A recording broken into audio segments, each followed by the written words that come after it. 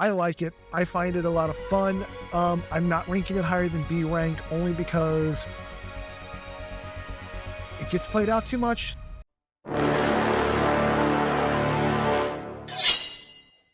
What's up, gang? Dragonus Prime coming back at you from my dungeon, and today I've got something a little different for y'all. Now, I know you're all eagerly awaiting part 5 for my G.I. Joe series. That's coming in the next couple of weeks.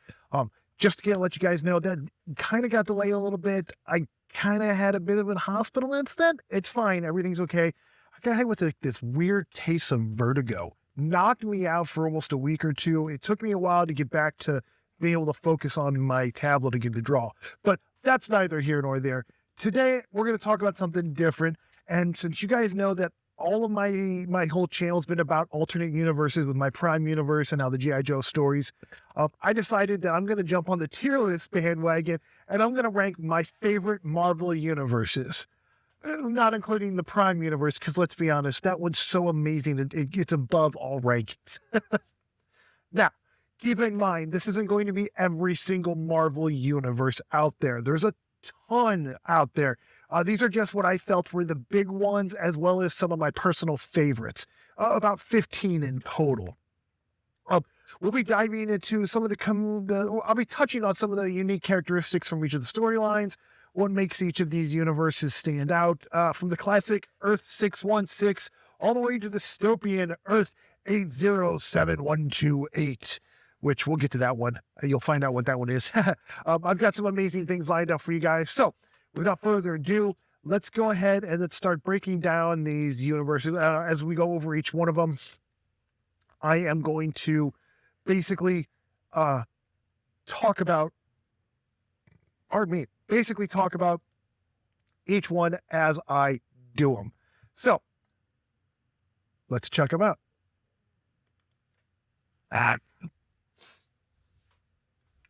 Oh no, something happened here. Hold on.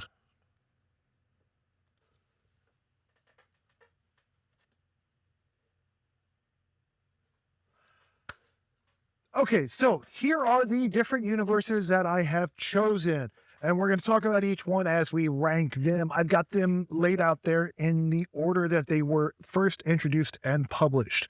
A quick note, you're going to see my eyes darting that way quite often. That's because that's where my notes are. So I don't have all this stuff memorized, so I will be reading things over there. So, but with that going, let's go ahead and start this off. Now, to start it off, we have the Marvel Comics universe, Earth 616. This is the main Marvel universe that we all know and love. It technically started in 1939 with Marvel Comics #1, printed by Timely Comics. That's the one that has Submariner and the Human Torch in it. Like I said, that started in 1939, but it really wasn't until 1961 that the Marvel Comics banner was first released with issue 1 of Fantastic Four. That's when everything really started to take off.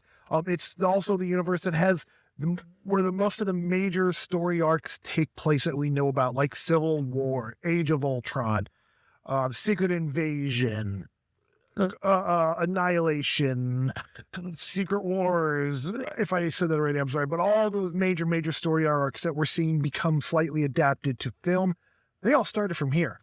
And with that said, as you see here, my ranking list is Excelsior, Uncanny, Superior, Enough Said, and Irredeemable. Boy, that means they're bad. I don't know if any are going to go into the Irredeemable. It's hard to find bad comics. But with that said, I think, in my personal opinion, and if you don't like this, let me know in the comments below, the 616 universe, I think, is the top Marvel universe. It's got to be in the S-Class Excelsior. Without the 616, none of this would have happened. Without Stan Lee, Jack Kirby, Steve Ditko, Dick Yayers, John Romita, all of those classic, amazing artists and writers, none of this would have been possible. And like I said, 616 has to be Excelsior. Now, the next one, Squadron Supreme. Now, this is called Earth 712. It was introduced in 1971 in the Avengers comics. For those of you who don't know what Squadron Supreme is, Squadron Supreme is the universe that's kind of like a play on DC Comics. The Squadron Supreme were a group of superheroes that were mirrored of the Justice League. That's where Hyperion, Nighthawk, Power Princess, that's where they all come from. Now, I know there are 616 versions of these characters as well, but this is the first iteration of these guys. This is their own little universe, the Squadron Supreme universe. It's not a huge, big thing, but I think, in my opinion, it's fairly big because it's one of the first multiverse ever shown. I think before that, there was maybe one time Johnny went to an alternate dimension in one of the early comics, and then like the negative zone, which you could kind of count as an alternate universe. But this is like one of the first main multiverses. I'll be honest, I haven't read these. I'm actually in the process of taking an extremely daunting task of trying to read every Marvel comic in chronological order. I know it's crazy, and I am adding probably more gray hairs to my beard, but I thought it'd be fun to try. And if you guys want my feedback on that, let me know. Maybe I'll do every like 10 years in the history. I'll do a quick video on the feedback. Let me know if you want that. Comment below. But with that said, I have not gotten to this yet. I literally just started this a couple days ago. I'm up through like Hulk number 2. So I'm just barely touching the surface. I'm going to say, though, enough said. And here's my logic behind enough said. They're goofy looking characters. Yes, they're supposed to look like DC characters. And yes, I get the goofiness as a product of their time, but they still look really goofy. The names are kind of silly on some of them, like Power Princess. I get it. You're doing Wonder Woman. Not that it's bad. C is not bad. C is extremely, in my opinion, average, passable comics. And I think Squadron Supreme fits that universe, especially because they don't do a whole lot with it anymore, if at all, that I haven't seen. I know a lot of those characters have been brought over to the 616 because I just read Civil War recently for the first time, and I think since it came out, and Nighthawk was in that. But yeah, so I think Squadron Supreme is going to be the C tier. And if I keep talking about it, I don't know if I'm going to change it. So I'm going to keep going on. The next one we have is Earth 811, Days of Future Past. I know the logo says Days of Future Past Doomsday. I couldn't find any other logo. So be that as it may, this is the Days of Future Past universe. As you guys know, this is the grim, dark future where mutants are hunted by sentinels. Kitty Pryde's consciousness is sent back in time to prevent a pitiful event that leads to this dystopian future. Kind of like in the movie, instead of Wolverine going back in time, though, it's Kitty who goes back in time. She was a huge deal back in the 80s. This was in 1981 when this was introduced, which also was a huge thing in Marvel Comics. Days of Future Past, fantastic. I mean, it's an iconic story. Is it as good as Excelsior? You know what? I don't think many things should be Excelsior. I really don't. And I'm probably going to agree for this, but I'm going to put Days of Future Past in the A tier. Because it's freaking awesome. But it's not quite Excelsior.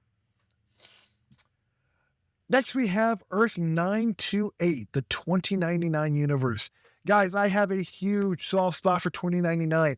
When I was a wee little Dragonus miner, when I was a wee little Dragonus miner, Spider-Man 2099 was my first ever pull comic at the comic shop. Most times, I did not buy this book because I didn't have money, but my dad, being the comic book guy that he was, he bought them for me every month. Well, for a while until he said, I can't keep buying these for you. But Spider-Man 2099 was and is still one of my favorite superheroes. The 2099 universe is one of the most fun universes. And I want to put in an Excelsior. I really do. The problem with putting in Excelsior is you have some stinkers in there. Spider-Man 2099, banger. Doom 2099. I thought that was a banger. Ravage 2099. Who? Yeah, I mean, Ravage started off like a fun book, but then went kind of weird. He was supposed to be basically their Wolverine, Ravage 2099. He's a weird character. X-Men 2099 was a great book. Hulk was okay. Fantastic Four was okay. Punisher was okay. Ghost Rider was okay. Then they started doing other things. I think they might not be tied to that universe. They might be tied to a different 2099, but there was a couple different Daredevil. There's been a Captain America. So I think we're going to put this in A class. And the reason it gets to A class is Spider-Man and Doom. Yeah. Otherwise, I think it would go B, maybe even C. Yeah, we're going to stick with A for now. Yeah, okay.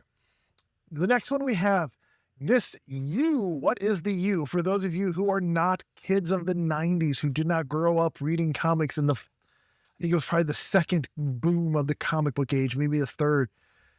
The early 90s saw all sorts of third company and independent books putting out comic books. You had Impact Comics, which was actually owned by DC. And if you guys haven't checked those out, those are great 90s books. Image was getting started and going, which everyone knows Image Comics. Dark Horse was starting to really take off. Mirage was exploding out through the 80s from the Teenage Mutant Ninja Turtles.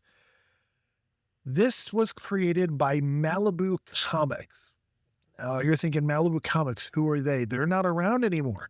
Malibu Comics created this thing called the Ultraverse. They had heroes like Prime, Hardcase, Prototype, Nightman, and they were, they're supposed to be edgy characters. But it was kind of a cool little like universe, very, very like I said, very 90s comics. The thing was, in 1990, it was created in 1993. In 1994, Malibu Comics was purchased by Marvel Comics. That's why I put it in here. It was purchased by Marvel Comics, and then for the next couple of years after that, Marvel started having the Malibu characters intermingle with their characters. Like I said, I was a huge Nightman fan, and I had the Nightman Gambit crossovers because I was also a big Gambit fan. So that's why I have this here, because it was technically part of Marvel at one time. I've tried to go back and reread them. They're not great. They're very, very 90s. And if anything on this list is going to be irredeemable, I got to put Ultraverse irredeemable. They're not great. They're very, very 90s books.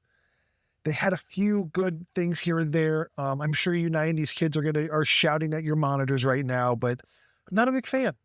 I mean, I even grew up reading The Protectors when that book came out, which I think was also Malibu Comics.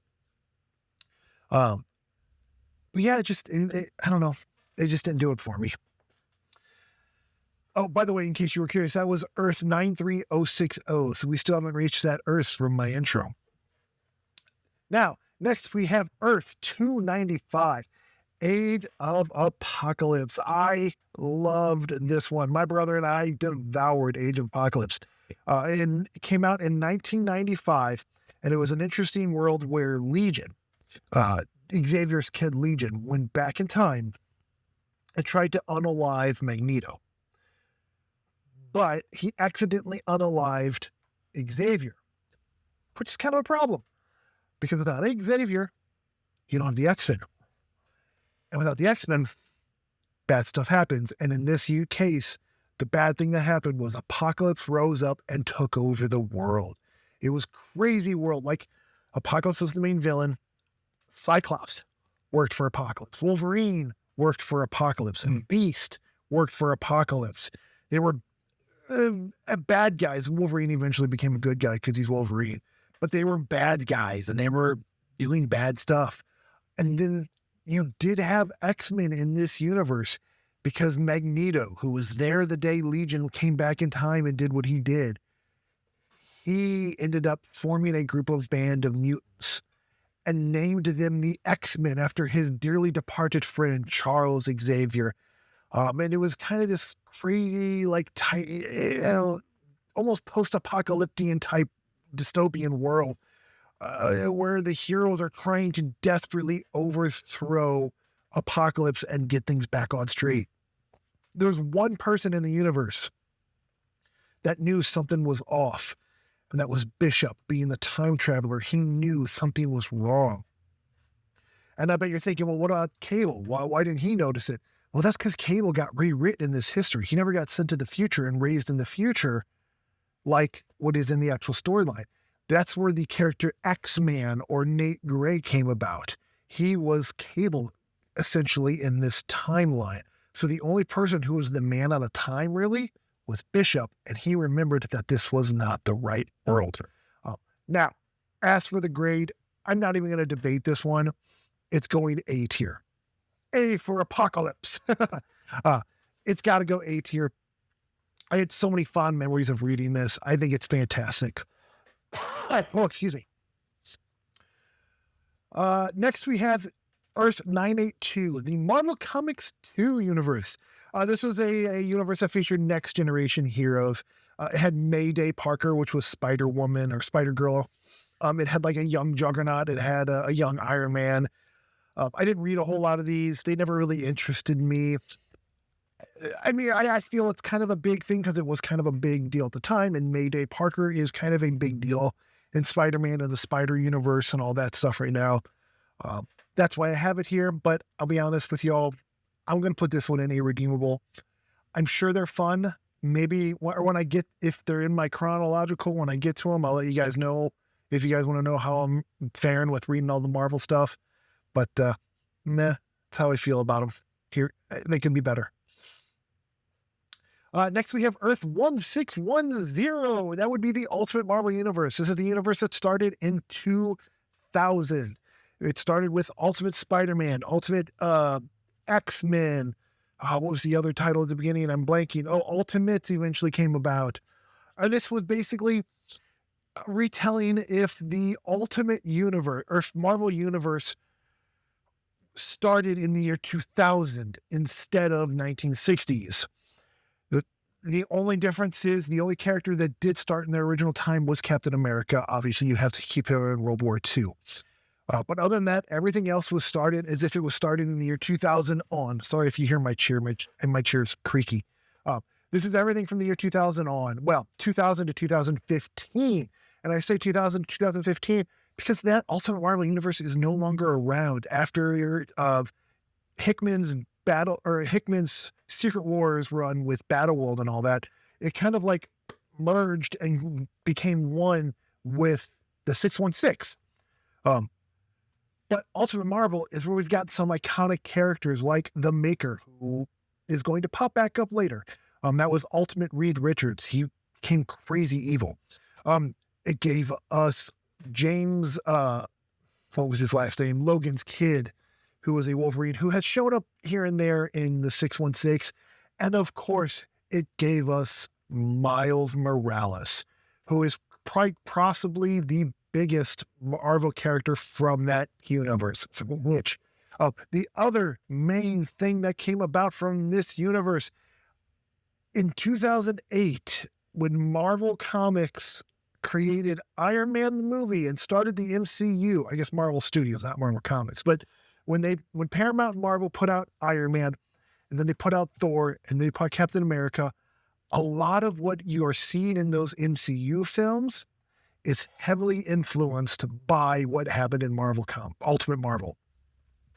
Like, for main factor, I tell you right off the bat, Nick Fury. As you all know, if you don't know, in Ultimate Marvel, Nick Fury looked like Sam Jackson. Whereas in the 616, he looked not like Sam Jackson. He was a white guy.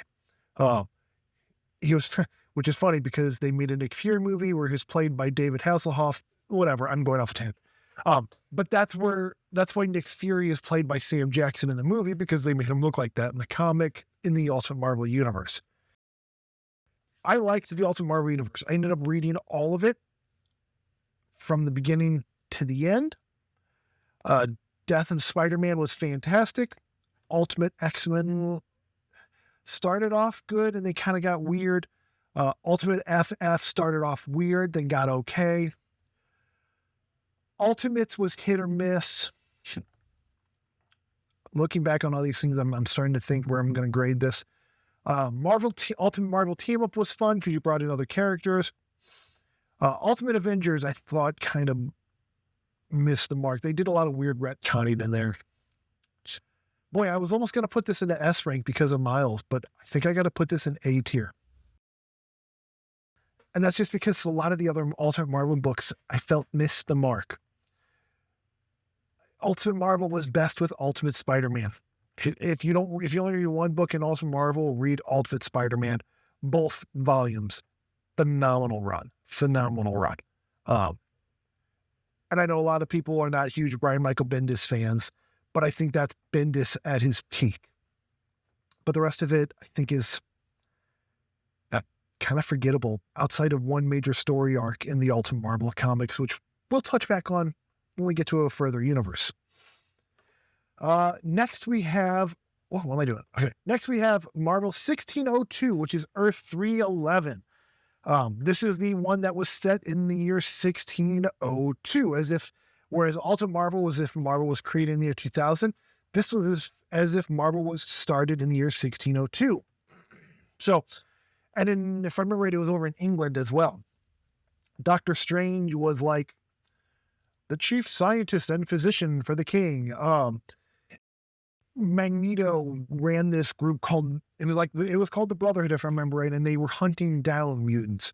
Xavier was saving mutants, and there was all kinds of, and it was all like Renaissance-esque heroes. It was a lot of fun. There was an interesting twist with the Native American character named Rajaz. I don't want to go spoil anything. If you guys do want to go back and read it, it's a really good, really good piece of material written by Neil Gaiman, who I read a story recently that he wrote it. Why did he write it? He wrote it to make money to sue someone.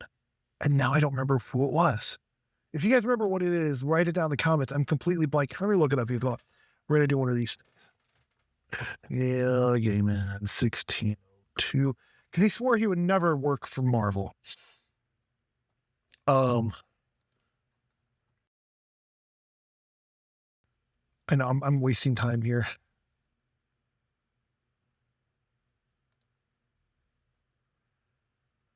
It had something to do with... Oh, now I remember what it was without looking it up. It had to do with Todd McFarlane. He had written something for Image Comics where he created a character. I think it was Angela, maybe. Yeah, I think it was Angela.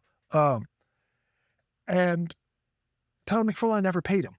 He kept using the character over and over again and making money off of it, even though he told Neil Gaiman, I'll get you paid, but he never paid him. Neil Gaiman swore he would never work for Marvel Comics, but Marvel Comics said, we'll give you a buttload of money to do 1602. And Neil Gaiman's like, I'll take a buttload of money and then I'll use it to sue and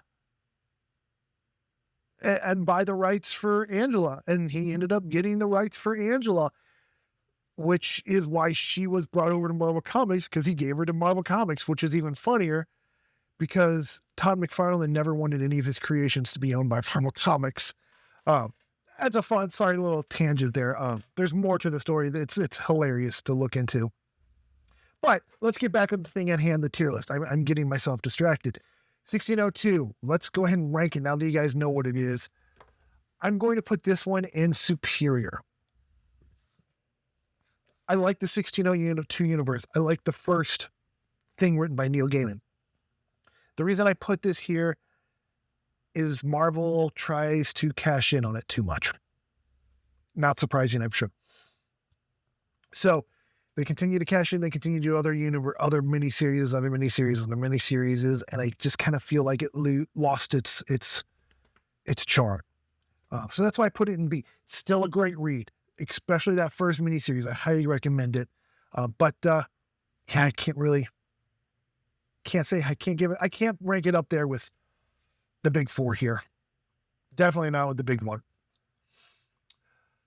Next, let's keep moving on here. Next we've got Earth 2301, the Mangaverse. This is a reimagining of the Marvel heroes as if they were manga characters. Is essentially it. Spider-Man, Wolverine, Iron Man. They've got Max. I think it's a fun little thing. I read one or two of them.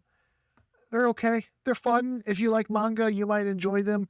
If I remember right, though, the Marvel Mangaverse comics are drawn and written Western style as opposed to manga style. They might have changed that later on, but yeah, they're fun. They're Marvel. They're manga versions of Marvel comics. I don't really have much to say about them. I'm going to put them in C class. Us outside of manga Spider-Man, who let me see if I can find a picture to show y'all. He was cool. And he looked kind of like a ninja, if I remember right.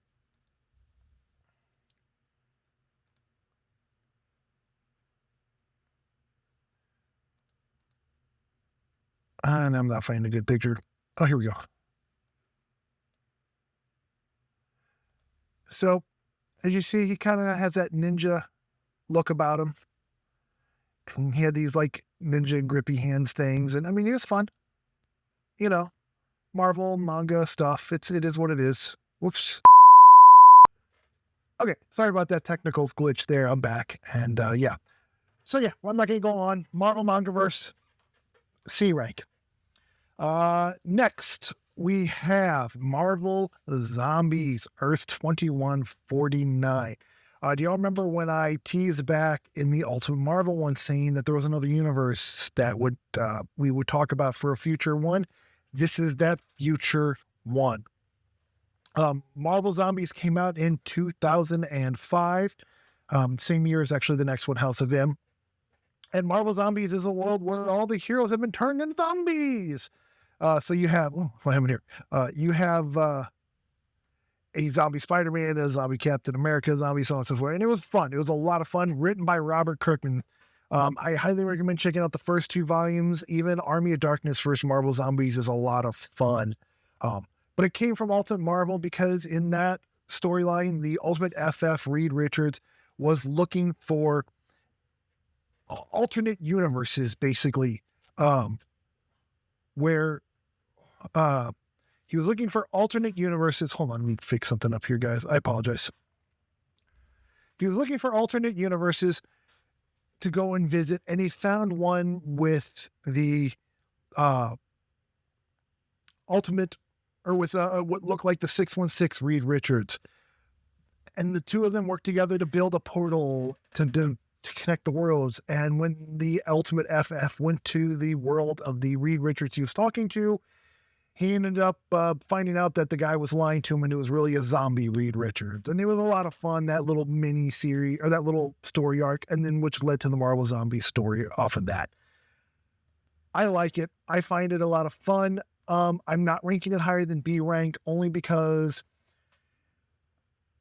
it gets played out too much. They again start doing more and more Marvel Zombie stuff like 1602, and I'm kind of zombied out, to be honest, in all the world. But Marvel Zombies, still, the first 2 volumes, totally worth reading. House of M. Next one, House of M is an alternate reality which Scarlet Witch basically sets out to where mutants are the dominant species and Magneto rules the world. This is the one that ended up bringing back Hawkeye into the into the 616. For those of you who don't know, Hawkeye perished in the Avengers Disassembled storyline about a couple of years before. House of M brought him back to the 616. This is also the one where at the very end she says no more mutants, and it decimated the mutant population. Not a whole lot more to say about this. It's a lot of fun. It's worth a read, but I'm going to put it in C tier. Just because it's only one miniseries. You know what? We'll put it in C tier. We'll put it in C tier just because it's only one miniseries. It's worth a read. It's worth checking out. But it's not like amazing. Wolverine Old Man Logan. Fantastic. Remember I talked about that 80 blah, blah, blah? Here it is, 807128, the Old Man Logan universe. It kind of slightly inspired the Logan film.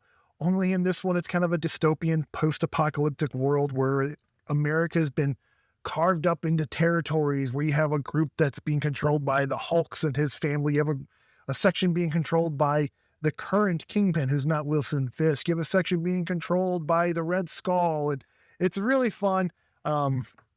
Wolverine his family suffers at the hands of, I think it's the Hulks. And him and a blind Hawkeye travel across the country, and it's just really, really worth reading and checking out. In fact, he was so popular, Old Man Logan made an appearance in the 616. It was right after Wolverine died.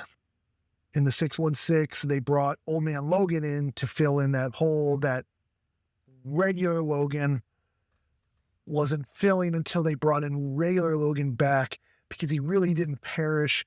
He was just encased in adamantium. It's comic books. You're going to have weird things. With all that said, I'm thinking Old Man Logan goes in B tier. And for nothing else, then for Hawkeye, he's great in that.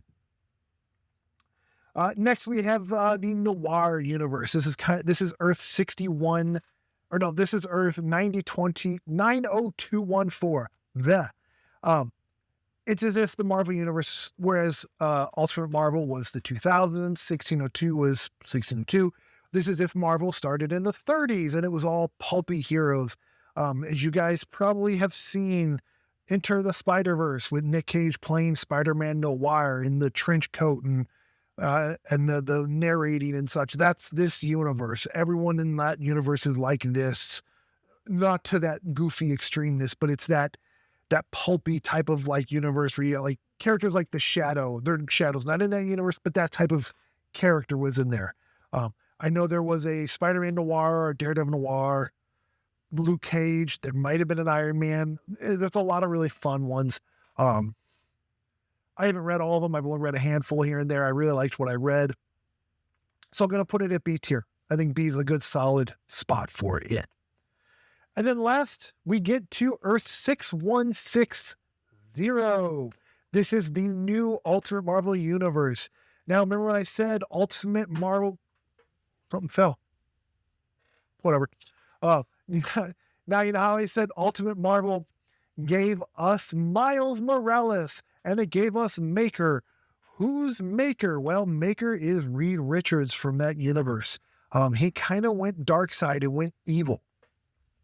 And ended up coming over to the 616. He was here for a little bit, and then he ended up leaving the 616 and headed to a different Earth altogether. Found a way to time travel, and on that Earth, he stopped specific heroes from rising in power and prominence, as well as stopped some from getting powers. Like he stopped Peter Parker from being bit by the spider, among other things.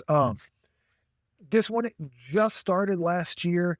I've read the first few issues of Ultimate Spider-Man. I read the Ultimate Invasion. I read, I think it was the Ultimates crossover, the starting.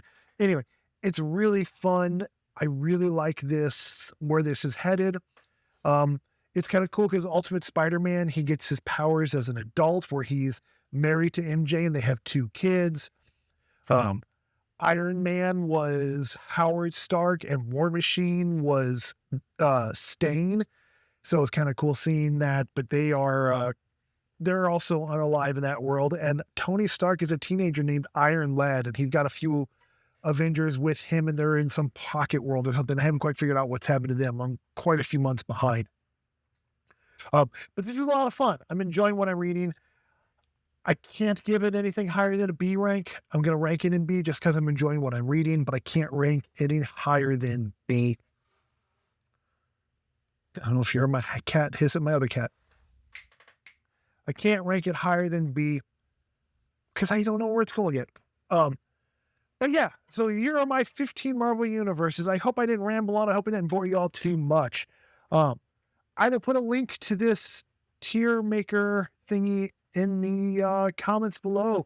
I would love to see your guys' rankings. Share them with me however you can. I don't know how you share these things, but share them with me on social media. I'm on Facebook. I'm on Instagram.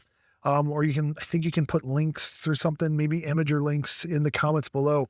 Let me know how you would have done things differently. Let me know what you don't agree with. Let me know if you would have put anything else in Excelsior rank. But otherwise, yeah, this video's gone on long enough. I'm tired. My voice is starting to be hoarse. And yeah, thanks for coming by. Thanks for always checking me out. G.I. Joe is just about finished. Episode 5's on its way. And I hope you guys check that out. And until then, I will see you all in the funny pages.